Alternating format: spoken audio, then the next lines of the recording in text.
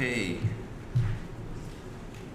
So thanks a lot. And my conflict of interest is I am an employee of an industry company, Metabolomics. If you look at the printed out program, it's indicated with University of Duisburg-Essen. That's not the right affiliation. And thanks again for the introduction, and thanks for the opportunity to give this talk here in front of the audience and give some kind of an industry perspective to that topic, which I think is really very important, metabolomics research integrity.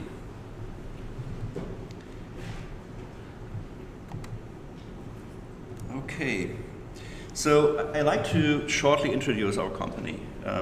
Metabolomics Health is a BASF Blue company, and as such, we do have a long-term vision for what we are doing, and we're aiming at setting industry standards in the area of metabolomics. We look back at now more than 15 years of experience in that field, and we do have a platform consisting of more than 75 mass specs, doing broad profiling as well as targeted profiling.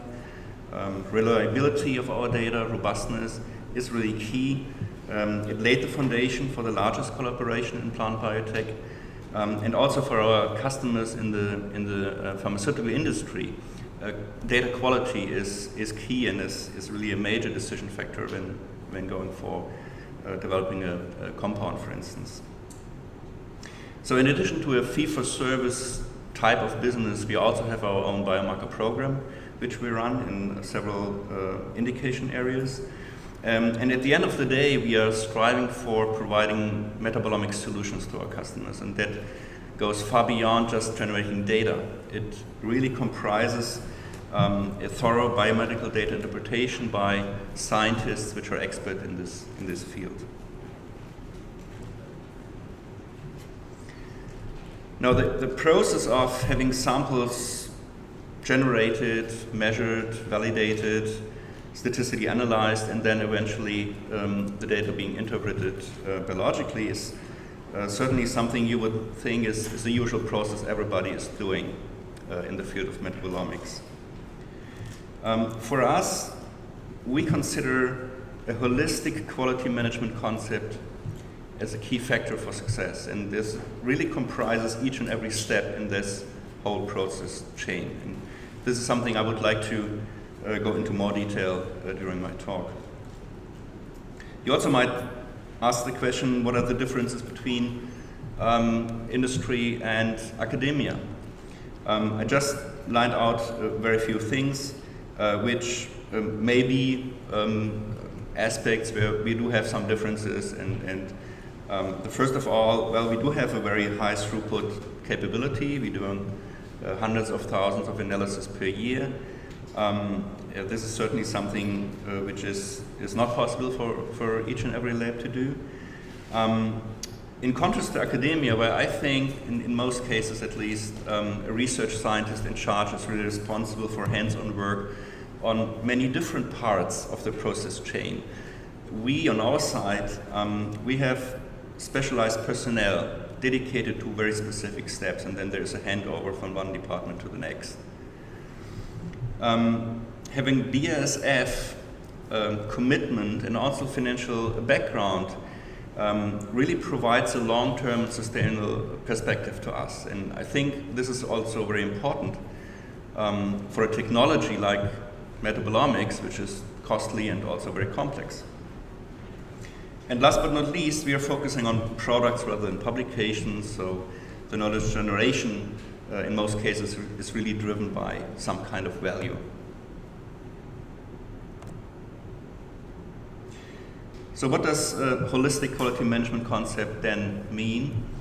Well, first of all, you want to have robust, reproducible data. In order to get to these data, you not only have to pay attention to analytical and post-analytical parts or aspects, which means developing state-of-the-art platform technology or using a state-of-the-art platform technology, developing specific methods, doing the right normalization strategies, also doing manual data curation on top of a highly automated data validation process. It all starts with pre-analytics.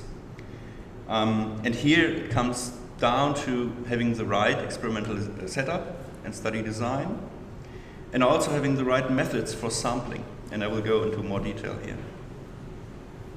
So even if you do have a very good sampling operating procedure in place, and everybody should be well according to quality assurance, you can never rule out that something goes wrong.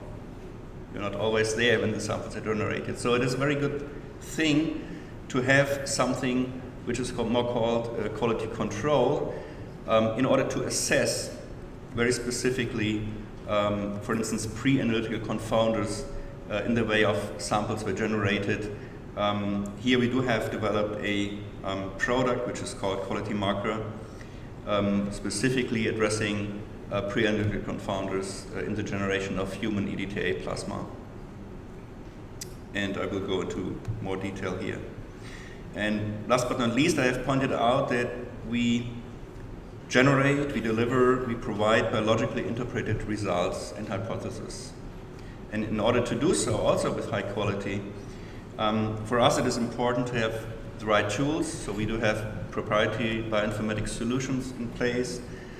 We have tailored-of-the-art statistics, and this not only means that you know which statistical method should be used most appropriately, it also comprises the question what to do with the confounders, how to deal in the best way with the confounding factors. We rely on a comprehensive metabolite expert system. It's an in-house database, and also a profound metabolite knowledge, and having the right expert in place with respect to the indication areas we're working in or working for our customers.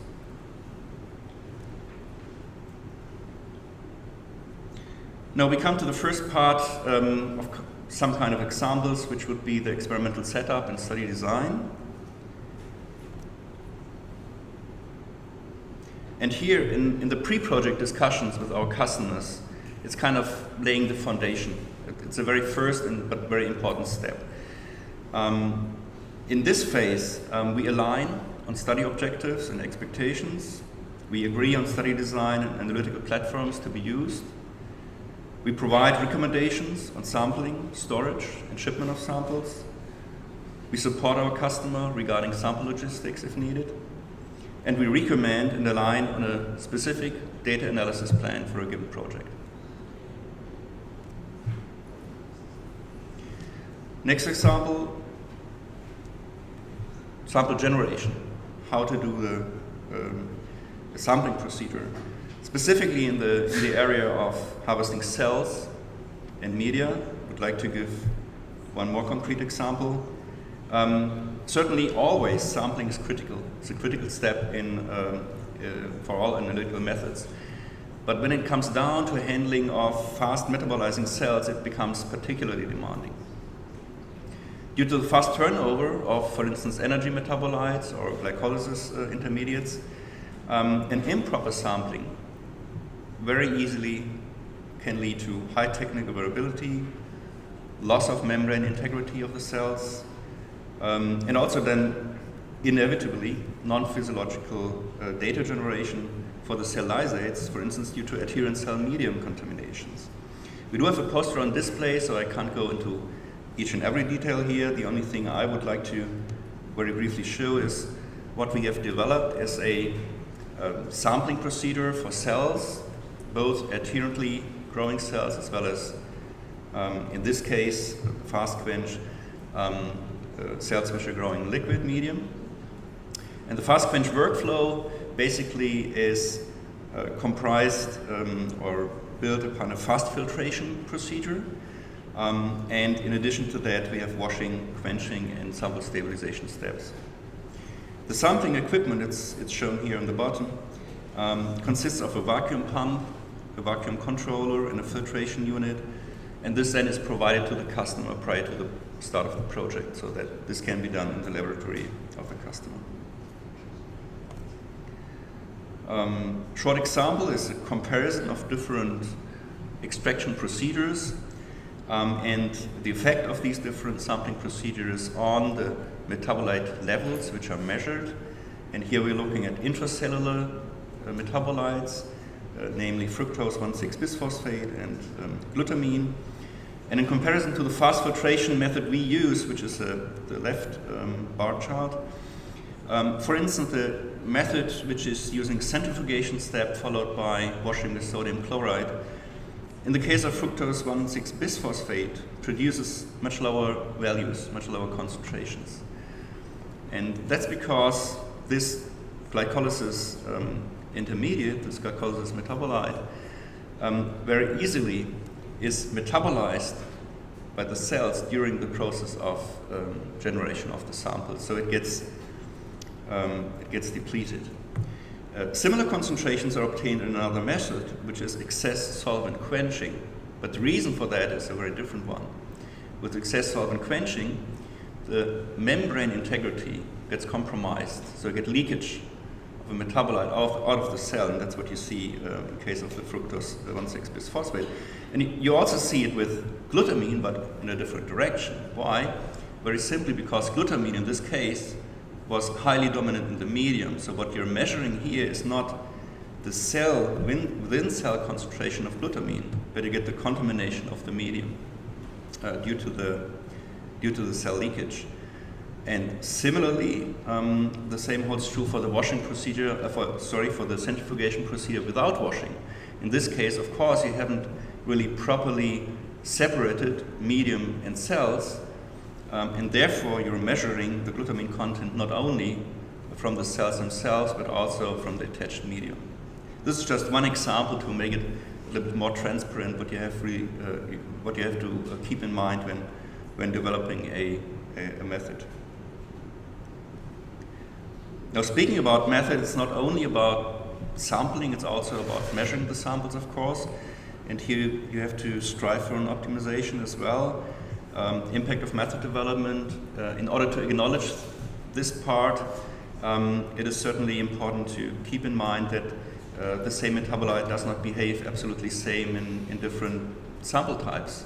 In other words, different sample types influence metabolites' retention time in the chromatography or its behavior in the mass spectrometry as well. So what we do, we develop specific methods for the different matrices. We think this is important. And in doing so, there's just a few examples. We check for linearities. We select the optimal sample amounts with respect to the concentration ranges to be expected. We optimize automatic data validation parameters.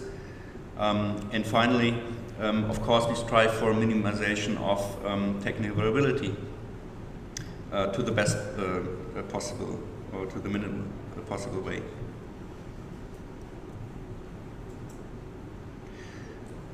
Okay, what can one do in order to control whether a high quality standard was actually fulfilled, whether it was accomplished based on an SOP which you have provided to somebody? Now, I mentioned that we have developed a specific product for that reason, which is assessing the quality of human EDTA plasma samples. And this came out of a very broad, holistic metabolomics approach. We identified validated metabolite biomarkers which specifically can address specific parts of the process when blood is withdrawn down to the freezing of the plasma samples. Out of that metabolomics approach, we then developed another method which is no longer a metabolomics approach, but more a very targeted approach where we focus on a lower number of metabolites and where we quantify them accurately. And using this test then, it will give you basically three results.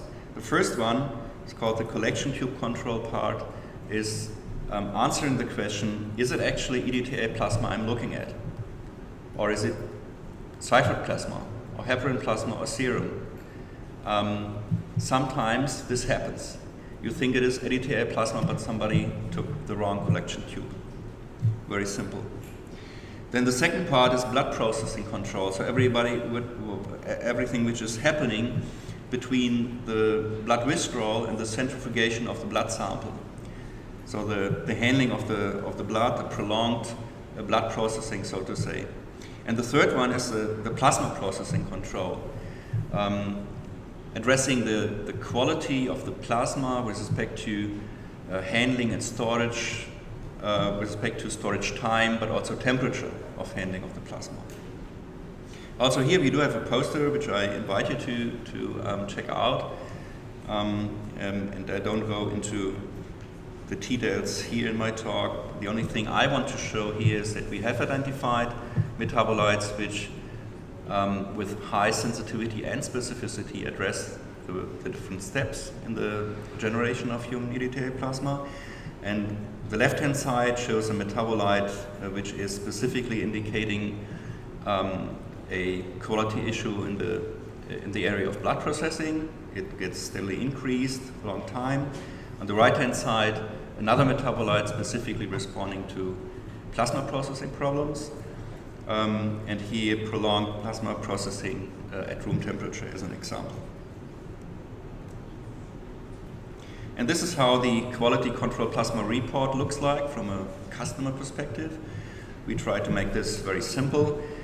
So there are three basically readouts for each and every sample. The first one is the collection tube control test result telling you can be sure this is EDTA plasma. The second one is then addressing the quality of the blood. And we use three categorizations, the green, the yellow, and the red arrows here, high, medium, and low quality. And the same holds true for the plasma processing. And finally, there's a final score, MXP quality score, which is made up out of the single results. Now, what can this quality control finally do for you? And I took an example from a biomarker identification study. So you were after something interesting and differentially regulated in a diseased patient control group versus healthy controls, for instance. And here we're looking at a metabolite which could be a biomarker candidate, but it doesn't look like, because there's basically no difference between the control samples on the left-hand side and the samples from diseased patients on the right-hand side, so no significant difference. However, if you then look more deeply and very specifically into that data set and assess the quality of these samples, and here you see in this plot one quality marker on the x-axis and a second one on the y-axis, then it becomes clear that a subpopulation of these samples does have a quality problem, and these are the red ones. So if you remove the red ones and you redo your statistical analysis and the box plot analysis like here, with the green samples only, the picture becomes a different one.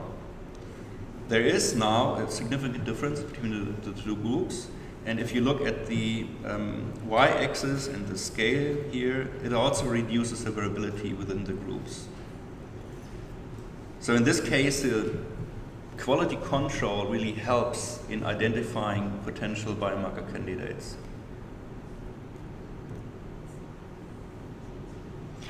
The last example I'm going to show is really based on several cornerstones.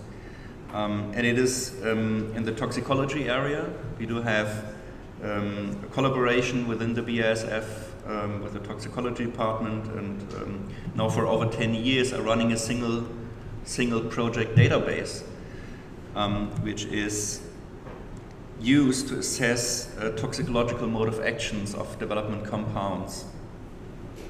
So it's based on 20-day in vivo rat studies, and the database is steadily growing. Now it has more than 500 compounds.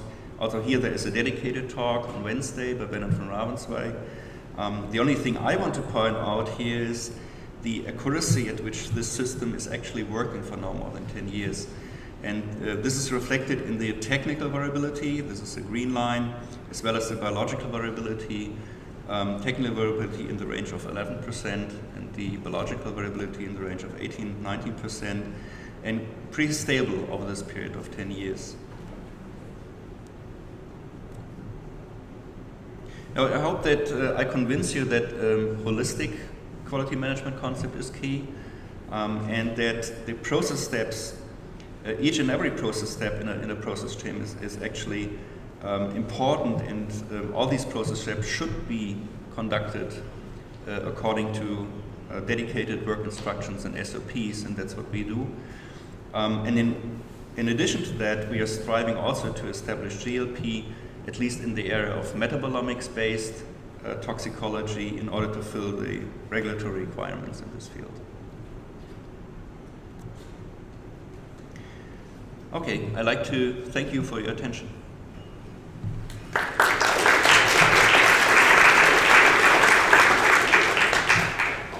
Well, thanks all for your talk. Are there any questions? Well, I've got a question for you.